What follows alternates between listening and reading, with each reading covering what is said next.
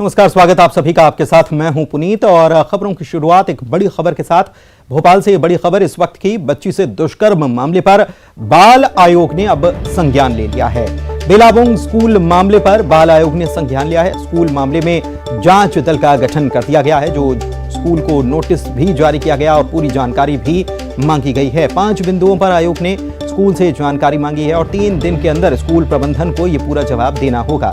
Police मुख्यालय को भी इस विषय में एक पत्र बाल आयोग की तरफ से लिख दिया गया है। पूरे मामले को संज्ञान में लिया गया है और जांच दल एक गठित भी कर दिया गया है इस पूरे मामले को लेकर, जो जाएगा और जांच करेगा पूरे मामले की। ये बड़ी खबर इस वक्त आपको बता रहे हैं भोपाल से।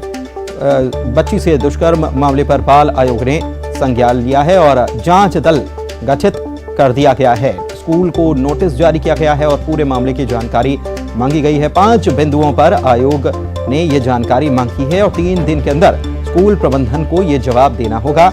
इस बाबत एक पत्र बाल आयोग की तरफ से पुलिस मुख्यालय को भी भेज दिया गया है। बेलाबुंग स्कूल मामले में जांच दल का गठन कर दिया गया है। दूसरी तरफ मुख्यमंत्री पहले से कह चुके हैं कि इस मामले में कठोर से कठोर कार्रवाई की जाएगी। ये बड़ी खबर इस वक्त भोपाल से बता रहे हैं। जितेंद्र हमारे संवाददाता भोपाल से लाइव जुड़े हुए हैं, सीधे उन्हीं के पास चलते हैं। जितेंद्र, क्या इस मामले में अपडेट आपके पास अभी तक? देखिए, अगर बात करें तो मुख्यमंत्री शिवराज सिंह चौहान ने पूरे मामले को गंभीरता से लिया है और उसके बाद बाल आयोग और साथ ही सरकार ने भी नोटिस जारी किया है और पूरे मामले में 3 दिन के अंदर रिपोर्ट तलब की है कि किस तरह से ये पूरा मामला घटनाक्रम हुआ है। अगर बात करें तो बाल आयोग ने 3 बिंदुओं को लेकर ज़्यादातर उस पर गंभीरता दिखाई, जिसमें बताया गया कि स्कूल के जो CCTV कैमरे हैं वो क्यों नहीं अभी तक बताए गए और साथ ही बच्ची के कपड़े किसने बदले हैं और ये जब घटना पहले हो चुकी थी तो स्कूल प्रबंधन ने क्यों लापरवाही बरती है। तो जाहिर सी बात है स्कूल प्रबंधन कटघरे में खड़ा हो रहा है और उससे भी जांच तलब की जाएगी। इसके अलावा अगर बात करें तो सरकार ने जो नोटिस जारी किया है उस पर भी कई सारे बिंदु हैं जिस पर अब स्कूल प्रबंधन को अपना जवाब देना होगा और उसके बाद कह सकते हैं आगे की कार्रवाई बढ़ सकती है और स्कूल प्रबंधन का कहीं ना कहीं उस पर कहीं ना कहीं कह सकते हैं कि वो संकट के बादल गहरा सकते हैं। पुनीत, बहुत शुक्रिया आपका इस जानकारी के लिए जितेंद्र।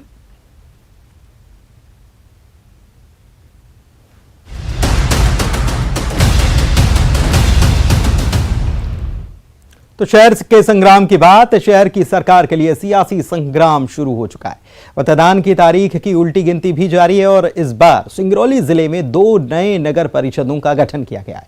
नवगठित नगर परिषद सरई और बरगवा में पहली बार शहर की सरकार के लिए मतदान होना है, जिसके लिए संभावित उम्मीदवार ताल ठोक रहे हैं। चोला बदलकर गांव से शहर बने बरगवा नगर परिषद में मतदाताओं के पास वोट डालने के लिए कई सारे मुद्दे हैं।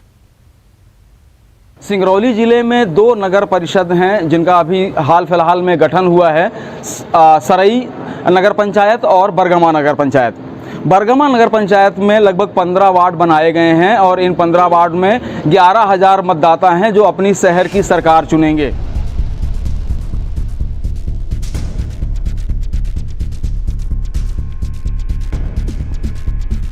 मध्य प्रदेश में नगरीय निकायों के चुनाव होने जा रहे हैं। 46 नगर परिषदों के होने वाले चुनाव के तहत सिंगरौली जिले की भी 2 नवगठित नगर परिषद में मतदान होना है। जिले की सरई और बरगवा इलाके में 2 नगर परिषद का गठन हुआ है। बात करें नवगठित बरगवा नगर परिषद की तो यहाँ 5 ग्राम पंचायतों को मिलाकर नगर परिषद का गठन किया गया। इस नगर परिषद में 11,470 मतदाता पहली बार अपने शहर की सरकार चुनेंगे।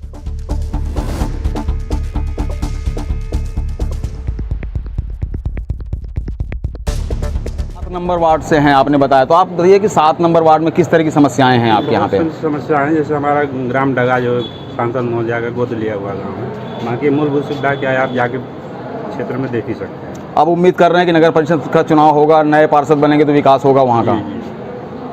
आप लोग बताइए, आप बताइए कि नगर अभी तक सिर्फ ग्राम पंचायत हुआ करती थी और अब ये नगर परिषद हो गया है बरगमा, तो क्या लग रहा है कि विकास की रफ्तार बढ़ेगी? अब बढ़ेगी साहब, जरूर बढ़ेगी। कैसे, क्या क्या समस्याएं हैं यहाँ पे? बहुत समस्या बानी, सड़क बानी सब टूट फूट गई नहीं बन पा रहे हैं। अब यह विकास बा कि माने जो नया बनी तो नया आदमी बने, नया विकास करे, बस इतने बात। तो मतलब उम्मीद है कि विकास होगा? जी, उम्मीद तो है कि विकास होगा।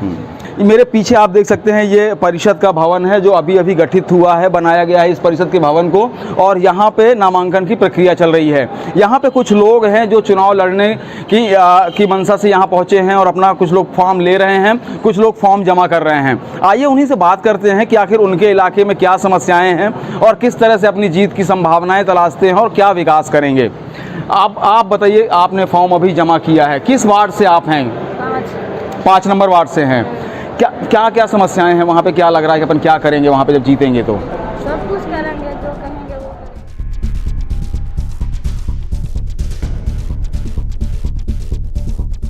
नवगठित नगर परिषद बरगवा यूं तो पहले से समृद्ध है। यहाँ एक एल्यूमिनियम फैक्ट्री संचालित है। इसके अलावा बरगवा में सिंगरौली जिले का प्रमुख रेलवे स्टेशन भी है, जहां से जिला मुख्यालय के लोग ट्रेन के माध्यम से आवाजाही करते हैं। इस लिहाज से बरगवा अपने आप में बेहद महत्वपूर्ण है, लेकिन ग्राम पंचायत होने के चलते यहाँ विकास कम हुआ है। सड़कों पर उड़ते धूल के गुबार इस बात की गवाही दे रहे हैं। यहाँ बुनियादी सुविधाओं का अभाव साफ तौर पर देखा जा सकता है। इलाके में नालियां, सड़कें और पीने के पानी की सुविधाएं ना के बराबर हैं।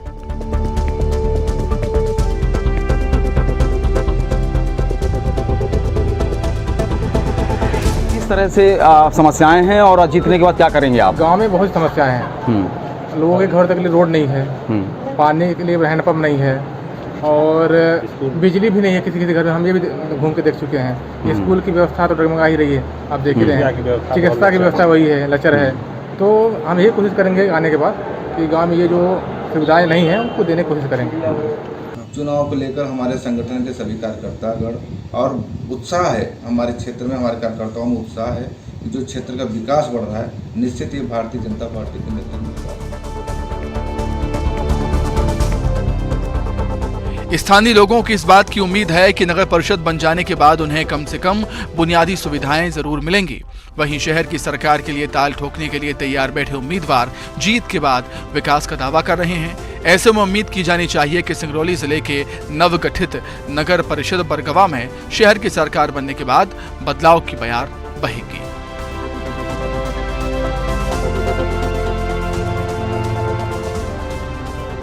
बरगवा नगर पंचायत की तस्वीर कुछ इस तरह से है, क्योंकि पहली बार ये यहाँ पे जो चुनाव हो रहे हैं और पहली बार इसका नवगठित ये पूरी तरह से नगर परिषद है। तो मुद्दे बहुत से हैं, क्योंकि लोगों का साफ तौर पे ये कहना है कि यहाँ पहले ग्राम पंचायत था, ग्राम पंचायत स्तर पे जो विकास होने चाहिए थे वो नहीं हुए हैं। अब लोगों को उम्मीद इस बात की है कि नगर परिषद का गठन होगा, नई नगर परिषद है। हर वार्ड के जो लोग हैं, क्योंकि यहाँ की जो 5 जो अपनी ग्राम पंचायतें थी, 5 ग्राम पंचायतों को मिला करके इस नगर परिषद का गठन किया गया है, तो लोगों को विकास की अपार संभावनाएं दिख रही हैं। राज द्विवेदी, न्यूज़ 18 सिंगरौली।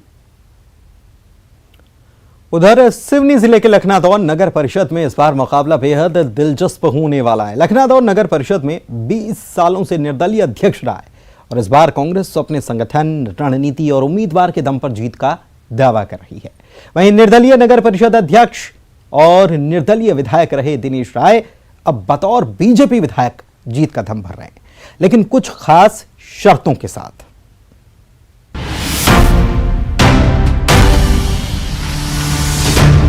सिवनी जिले के लखनादौन नगर परिषद में पिछले 20 साल से निर्दलीय उम्मीदवार ही अध्यक्ष रहा है। यही वजह है कि यहाँ मुद्दों की भरमार है। ये कहना है इस बार नगर परिषद पर कब्जे की कोशिश में जी जान से जुटी सूबे की दोनों प्रमुख पार्टियां, बीजेपी और कांग्रेस का। दोनों पार्टियों को उम्मीद है कि इस बार 20 सालों से चला आ रहा निर्दलीय अध्यक्ष बनने का रिकॉर्ड वो तोड़ देंगे। लखनादौन नगर परिषद के चुनाव में मुकाबला बेहद रोचक होने वाला है। किसी जमाने में निर्दलीय नगर परिषद अध्यक्ष और निर्दलीय विधायक रहे दिनेश राय अब बीजेपी विधायक हैं और इस बार नगर में बीजेपी का अध्यक्ष बनने का दावा कर रहे हैं। लगभग 20 साल मैं, मेरी माँ, मेरे भाई वहाँ के अध्यक्ष रहे और वहाँ की वजह से ही हम आज सिवनी के विधायक बन पाए। तो जो मूलभूत सुविधाएं हमें तत्काल उपलब्ध कराना चाहिए वो प्राय नगर में लखनादौन में हो चुकी है। अब हमारे भारतीय जनता पार्टी के सामने बस सबसे बड़ा जो काम दिख रहा है कि वहाँ पर खेल ग्राउंड से लेके कुछ शॉपिंग और माल डेवलप करना है और इन छोटे छोटे कुछ और काम फिर बचे हैं, ज़्यादा काम तो है नहीं। मैं उम्मीद करता हूँ जब 20 साल में निर्दलीय रह के कांग्रेस और भारतीय जनता पार्टी के झंडे के खिलाफ हम लोग चुनाव लड़ते आए और हम उसमें बिजी हुए। और अब जब मैं भारतीय जनता पार्टी का मैं कार्यकर्ता बन गया हूँ और भारतीय जनता पार्टी का मैं विधायक भी हूँ और मैं लखनऊ का वहाँ का एक निर्दलीय के रूप में मैंने वहाँ का पूरा होल संभाला था। तो हम लोग एक साथ हो गए, मतलब वो कहना चाहिए। तो इसमें निश्चित है कि भारतीय जनता पार्टी बहुत मजबूत स्थिति में रहेगी। दिनेश राय का कहना है कि वो निर्दलीय थे, तब भी जनता ने उन पर भरोसा जताया और अब जब बीजेपी में हैं, तब नगर परिषद में बीजेपी की जोरदार जीत होगी। उन्हीं के पार्टी का अध्यक्ष बनेगा। साथ ही दिनेश राय ये भी कह रहे हैं कि यहाँ की जनता पार्टी के बजाय स्थानीय चेहरों पर भरोसा करती है। तत्काल को वहाँ पर जनता के बीच में जो मुद्दे आएंगे उस हिसाब से वहाँ पर अध्यक्ष निश्चित है कि भारतीय जनता पार्टी का बैठेगा।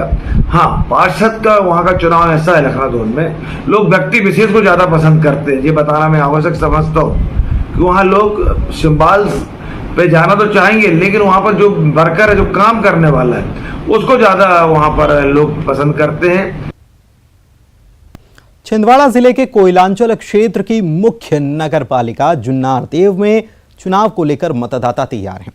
कई समस्याएं लिए इस क्षेत्र के वर्तमान हालात क्या हैं और यहां के मतदाताओं का मूड क्या है, इन तमाम पहलुओं को लेकर देखिए हमारी खास रिपोर्ट कहता है वोटर।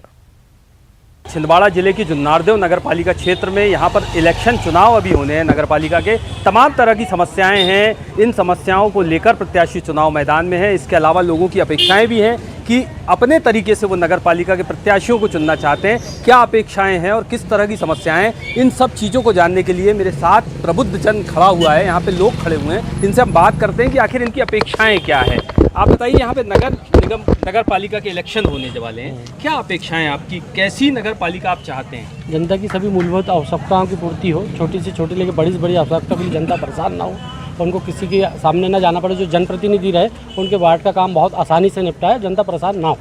अभी वर्तमान में जो हालात जुन्नारदेव के हैं, क्या समझ में आते हैं, क्या समस्याएं हैं यहाँ पर जिसको लेकर प्रत्याशी चुनाव मैदान में पहुँच रहे हैं?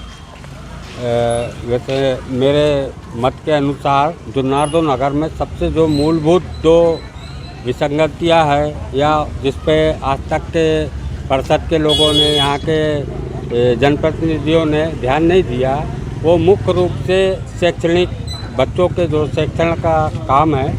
इसमें ऐसा नगर पालिका के 2 स्कूल चल रहे हैं, लेकिन उसमें भी अपन उतने मतलब जो नगर के बच्चों को, नगर के लोगों को उसका लाभ मिलना चाहिए, वो उस प्रकार नहीं मिल रहा है। और उसके बाद जो सेकंड सबसे बड़ी समस्या है वो बच्चों के शारीरिक एवं बौद्धिक विकास के लिए स्पोर्ट्स से संबंधित है।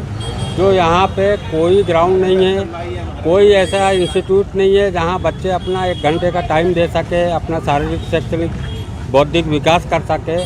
तो ये जनप्रतिनिधि जो भी चुन के आए, जिसकी भी परिषद बने, मेरी अपेक्षा है उनसे कि जो ये 2 मूलभूत सुविधाएं, एक शैक्षणिक और एक स्पोर्ट्स, इस पर ज़्यादा ध्यान दें। इसके अलावा और किस तरह की समस्याएं आप देखते हैं जुन्नारदेव क्षेत्र में जो महत्वपूर्ण है, जो होना चाहिए? जैसे यहाँ जुन्नारदेव क्षेत्र में भी आपको देख रहे होंगे, यहाँ पे ये जो थोड़ा सा अतिक्रमण वाला हिस्सा है, उनको कहीं व्यवस्थापित रूप से कर दिया जाए। और मतलब स्वच्छ छवि के यहाँ पर जो भी पार्षद चुन के आए उनको स्वच्छ छवि की हो। अतिक्रमण को लेकर आपने कहा है, क्या रीज़न है? अतिक्रमण कितने लंबे समय से हैं? ये सर अभी करीब 3 साल से ये जो दुकानें लग रही हैं, यहाँ पे आने जाने में बहुत प्रॉब्लम होती है गाड़ियों की। तो ये इनके अगर कहीं व्यवस्थित कर दिया जाए तो ये बहुत बढ़िया हो जाएगा। ये अतिक्रमण के अलावा अभी बारिश हो रही है, बारिश में भी किस तरह की समस्याएं अभी देखने को मिली है जो चाहते हैं आप जिसका हल हो? कुछ वार्डों में जल भराव की समस्याएं हैं जो विगत कई सालों से है। पहले भी कई परिषद रही, वो चाहे किसी भी पार्टी की हो, उस समस्याओं को हल नहीं कर पाई। और दूसरी समस्याएं पार्किंग की है, आप बेतरतीब गाड़ियों को देख सकते हैं। और अस्थायी बाज़ार जो है उसका भी कोई व्यवस्थित विकल्प नहीं है इन लोगों के पास, ना कोई परिषद कर पाई है। और आगे भविष्य में चाहते हैं कि इन सब व्यवस्थाओं को देखा जाए और उनको सुधार किया जाए। लगातार यहाँ पर परिषद बदलती रही है, कभी कांग्रेस कभी भाजपा। क्या मानते हैं किस तरह की परिषद अब चुनी जाना चाहिए कि वो विकास कार्य अच्छे से हो सके, और कौन सी परिषद बेहतर थी आपकी नज़रों में? कांग्रेस और भाजपा दोनों मिलकर एक अच्छी परिषद बनना चाहिए मेरे हिसाब से नगर के हित में। और पार्किंग की व्यवस्था बहुत महत्वपूर्ण है। आप देखोगे जब पार्क निकलती है यहाँ से तो मैंने रास्ता नहीं बचती, जाम लग जाता है। शाम को देखो जाम लग जाता है, 2 घंटे का, आधे घंटे का, 1 घंटे जाम। तो कोई भी गवर्नमेंट आए वो खास करके जो भूतवादी व्यापारी हैं इनकी अलग व्यवस्था करे ये। और रास्ता बंद हो जाएगा उसमें, तो ये जिम्मेदारी बनती है नगर पालिका की। अभी तक जो परिषद ने काम किया है, पिछली परिषद ने कितना अच्छा काम किया है, क्या क्या चीज़ें रह गई है जो अपेक्षाएं आपकी अभी है इस परिषद में होना चाहिए? अभी तक जो भी नगर पालिका परिषद रही है सब ने अच्छा काम किया है। नगर के लोग हैं, नगर के बीच में रहते हैं और आगे भी अपेक्षा यही है कि नगर में रहते हुए नगर के विकास के बारे में सोचें। व्यापार यहाँ का निरंतर नीचे जा रहा है, मगर नगर पालिका का ये काम नहीं है, मगर अपनी बात पहुँचा सके ऊपर तक, विधायक तक, सांसद तक। ये अपेक्षा है व्यापारियों की, ये पहुँचाए व्यापार को कैसे आगे आना चाहिए, फुटकर व्यापारियों को अपनी जगह मिले। पार्किंग की समस्या बहुत ज़्यादा है शहर में, कहीं नहीं है पार्किंग की समस्या। मूल रूप से सबसे पहले अगर कुछ होना चाहिए तो पार्किंग की व्यवस्था होनी चाहिए मेरे हिसाब से। इसके अलावा जो हमने देखा सड़क खास तौर पे नज़र आई, हमें सड़क को लेकर भी लोगों में आक्रोश नज़र आया। क्या मानते हैं किस तरह की समस्या है और किस तरीके से हल करने के प्रयास हुए हैं? बिल्कुल आप सही कह रहे हैं, सड़क की बहुत दयनीय स्थिति है।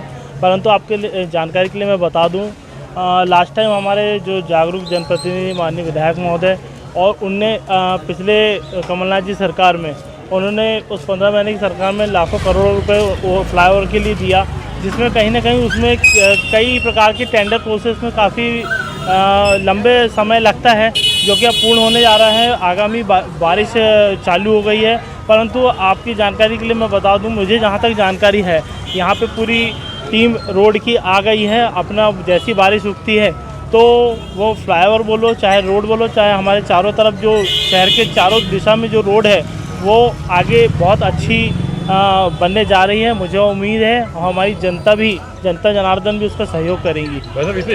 ये मेरा कहना ये है, आप भी यहाँ खड़े हैं, आप क्या मानते हैं जुन्नारदेव किस तरीके का होना चाहिए आपकी नज़र में? देखिए, जुन्नारदेव शहर जो है तो छिंदवाड़ा ज़िले में एक महत्वपूर्ण स्थल है। कोयलांचल होने के कारण आर्थिक रूप से बहुत जुन्नारदेव का महत्व है, लेकिन जो वास्तव में जो मूलभूत समस्याएं हैं, जो मूलभूत जनता से जुड़ी आवश्यकताएं हैं, उनकी पूर्ति ना भाजपा ने कर पाई, ना कांग्रेस ने कर पाई। हाँ, भाषणबाजी जरूर हुई, लोगों ने अपनी बात रखी कि ये होगा वो होगा, लेकिन जो भी हुआ अपेक्षा के अनुरूप नहीं हुआ।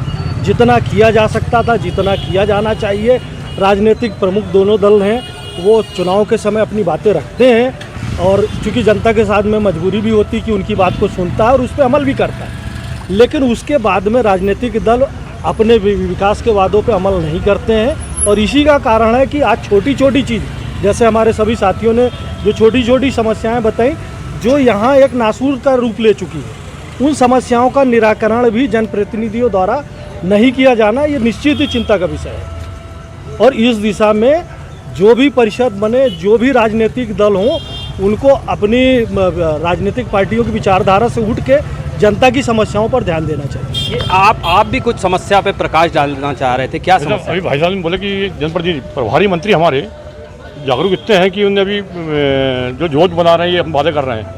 इनके पत्र में आया कि प्रभारी मंत्री के माध्यम से हुआ है। कमल पटेल जी प्रभारी मंत्री जिले के, इसमें राजनीति नहीं आनी चाहिए, और भाई साहब ने राजनीति ली, इसलिए मैं फिर बोल रहा हूँ कि प्रभारी मंत्री ने करके 3 रोज हुई है, प्रभारी मंत्री के माध्यम से हुई है। आप जागरूक पत्रकार हैं, पता कर सकते हैं कि मैं झूठ बोल रहा हूँ, कोई झूठ बोल रहा है, ये मेरा कर्तव्य है। मैं भी ये आप हमारे साथ जर्नलिस्ट भी यहाँ, पत्रकार भी मौजूद हैं, आप देख रहे हैं शहर को, आप जागरूक नागरिक हैं, क्या समझते हैं किस तरह का जुन्नारदेव होना चाहिए और अभी तक क्या नहीं हो पाया? किस वजह से ये नगर निगम को, नगर पालिका को चुनने का जो लोग हैं वो काम कर रहे हैं? कैसी नगर पालिका हो? नई जनरेशन जो चाहती है उस पर दोनों दल खड़े नहीं उतर पा रहे हैं। 2012 के चुनाव में बड़े बड़े वादे करके एक पार्टी आई, कुछ नहीं हुआ, ढाक के 2 बात हुआ। इसके बाद जो सेकंड पार्टी आई उसको भी मतदाता ने मत दे के देखे हैं।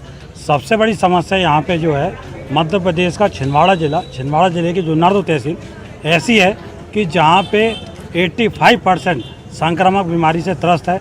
इतना गंदा सड़ा पानी नगर पालिका पिलाती है कि लोगों की सारी आदतें खराब हो चुकी है। यहाँ पे पानी बंधान की कोई समस्या नहीं है, रोड समस्या नहीं है। नगर पालिका में जो भी पार्टी जीत के जाती है, जो पार्षद जीत के जाते हैं, वो नगर पालिका कर्मचारियों की हाथ की कठपुतली बन के रह जाते हैं। ये आपने देखा, हमने समझा है, जाना है कि कैसी नगर पालिका हो। लोगों का कहना है कि मूलभूत समस्याएं, खास तौर पे सड़क, पानी, जैसी समस्याओं को हल होना चाहिए, इस तरह की नगर पालिका को यहाँ पर चुनना चाहते हैं लोग। इसके अलावा और भी समस्याएं हैं जिस पर इन लोगों ने प्रकाश डाला है। निश्चित तौर पे लोग जागरूक हैं, लोगों का कहना है कि नगर पालिका अब की बार जब आए तो उनकी सारी समस्याएं हल हो, किसी तरह की परेशानी उन्हें ना झेलना पड़े। राजेश करमेले, न्यूज़ 18, जुन्नारदेव।